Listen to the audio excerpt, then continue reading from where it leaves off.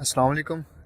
इस पौधे को हम ऊंट कटारा के नाम से जानते हैं और इसको मुख्तलिफ मकामात पे इसकी जड़ को अक्सर इस्तेमाल किया जाता है।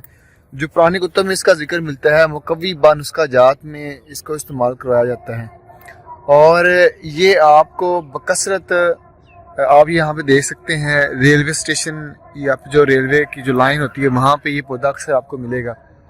अब ये पूरे एक झुंड की शक्ल में आपको अक्सर जो है ये जब आप किसी ऐसी जगह पे अक्सर ये जो गर्म इलाका जाते हैं वहाँ पे ये पौधा बकसर पाया जाता है और इसको ऊंट कटारा के नाम से इसलिए जाना जाता है क्योंकि ऊंट इसको बड़े शौक से इस्तेमाल करता है और इसी बुनियाद पर इसका नाम ऊंट कटारा के नाम जो है रखा गया। लिहाजा इसके और भी मुख्तलिफ इसके अफ़ाल ख़वास हैं, लेकिन जो मैंने इसके पढ़े हैं वो हकीम अब्दुल्ला साहब की जो बुक है जड़ी बूटी और उनके अजीबो गरीब ख़वास, वहाँ पे इसका एक नुस्खे के हवाले से उन्होंने तज़किरा किया है और इसकी जड़ को बतौर मकवी बानुस्खा में और अक्सर इसके अलावा भी जो मकवी बानुस्खा जाते हैं वहाँ पे इसको इस्तेमाल किया जाता है।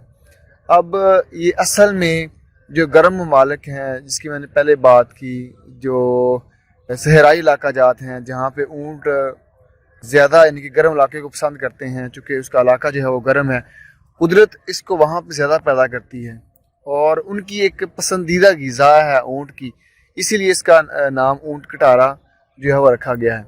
अब जो ही बहार का मौसम आता है तो ये आप देख सकते हैं और बड़े ही एक प्यारा एक ये पौधा है। आप देख लें कि ये एक सालम, यहाँ पे इसके ऊपर कांटे लगे होते हैं, ये आप देख सकते हैं इसके ऊपर, और यहाँ पे भी इसी तरह काफ़ी बड़ा हो जाता है, ये आप देख सकते हैं। इसकी एक और जनरेशन भी है जो इससे मिलता जुलता पौधा होता है लेकिन वो साइज में काफ़ी छोटा होता है, उसको किसी बुरबरी या फिर इस तरह का नाम है उसको कोई के नाम से जाना जाता है, लेकिन ये इसके पत्ते भी बड़े होते हैं और इसके किनारों पे कांटे लगे होते हैं और ये तोड़ने में बड़ा नरम होता है। और इसकी निशानी एक दूसरी ये भी है कि इसके अंदर ये एक शेडिंग नुमा वाइट कलर का एक शेड है जो कि लाइनों की सूरत में होगा, जो आपको अक्सर नजर आएगा, और पत्ते काफी बड़े बड़े इसके पत्ते होते हैं। इससे मिलता जुलता एक और पौधा जिसको हम सत्यानासी के नाम से जानते हैं, लेकिन वो इसमें और उसमें काफी डिफरेंस है। उस पर भी मैंने पहले वीडियो बनाई थी, वो आप वीडियो भी देख सकते हैं। और लेकिन ये इसको जब इसको उखाड़ना भी बड़ा मुश्किल होता है क्योंकि एक तो गहराई में होता है और जब आप इसको उखाड़ने की कोशिश करते हैं तो कांटों के चुभने का अंदेशा होता है जब इसको उखाड़ने लगते हैं। यहाँ पे काफ़ी सारे पौधे हैं, आप देख सकते हैं, मैं आपको दिखाने की कोशिश करूँगा, ये आप देख लें। इसके अलावा भी यहाँ पे ये खाल के साथ और ये अकेला पौधा जो है यहाँ पे लगा हुआ है और यहाँ पे काफ़ी मिकदार में है, वो आप देख लें। वहाँ पे एक झुंड की शक्ल में भी आपको नज़र आ रहा होगा।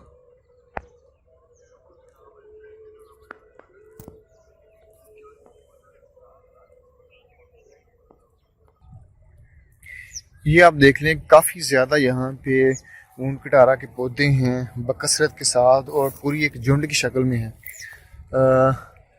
चूँकि ये बहार का मौसम शुरू है और ये बहार के मौसम के शुरू होते ही ये ज़मीन से निकलना शुरू हो जाता है और उसके ऊपर जो फल लगता है वो एक डोडा नुमा इसका फल होता है। तो कभी मौका मिला जब इस पर फल लगेगा तो आपको ज़रूर मैं दिखाने की कोशिश करूँगा। यहाँ पे मज़ीद आपको मैं दिखाने की कोशिश कर रहा हूँ।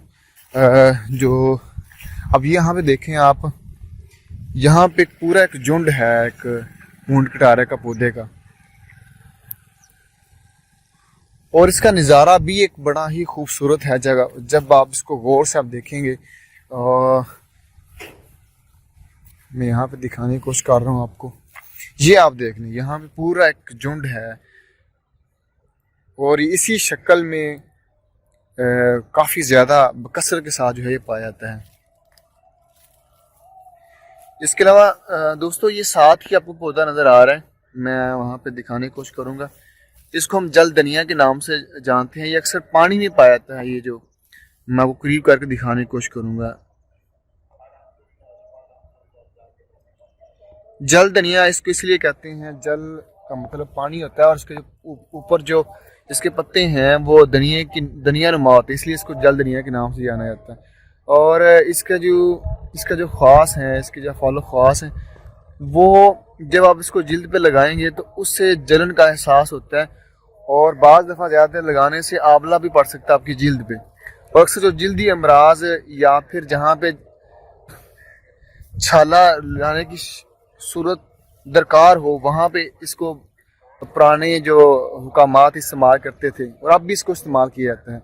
इसके अलावा भी हैं, लेकिन मेरे जो इल्म में थे वो मैंने आपको बता दिया कि अगर इसको जिल्द से पे लगा दिया जाए तो वहाँ पे आंवला पड़ जाता है और वहाँ पे पानी आपकी जिल्द से निकलना शुरू हो जाता है।